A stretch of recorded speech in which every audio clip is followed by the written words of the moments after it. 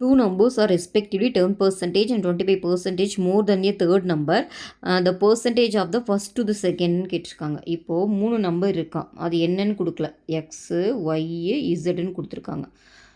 நம்மளே எடுத்துக்கலாம் X Y இசட்னு, ஏன்னா அவங்க எதுவும் மென்ஷன் பண்ணல. அப்புறம் என்ன சொல்லியிருக்காங்கன்னா, 2 நம்பர்ஸ், இந்த 2 நம்பர் இருக்கு இல்லைங்களா, ஆர் ரெஸ்பெக்டிவ்லி மோர், இந்த தேர்ட் நம்பரோட இந்த ஃபஸ்ட் நம்பர் வந்து பார்த்திங்கன்னா எவ்வளோ பர்சன்டேஜ் வந்து அதிகம்னா 10%. அப்போ நானாக வந்து இசட்டே தெரியாது, அதனால் நானாக ஒரு 100ன்னு அஸ்யூம் பண்ணிக்கிறேன், ஈஸியாக இருக்கணுன்றதுக்காக நான் 100ன்னு அஸ்யூம் பண்ணிக்கிறேன்.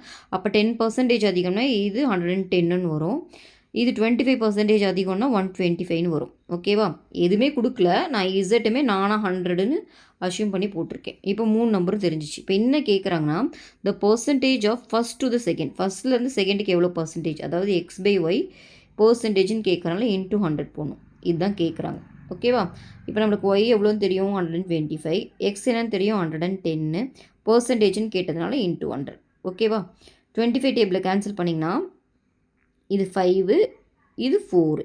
ஓகேவா, 5 டேபிளில் கேன்சல் பண்ணிங்கன்னா இது 1 டைமு, இது பார்த்தீங்கன்னா 22 டைம், 2 டைம்ஸ் வரும். இப்போ 10ல் 2 டைம்ஸ் 22ன்னு வருது. மல்டிப்ளை பண்ணுங்கள், 2 4 8, 2 4 8, 88% தான் சம்மோட ஆன்சர்.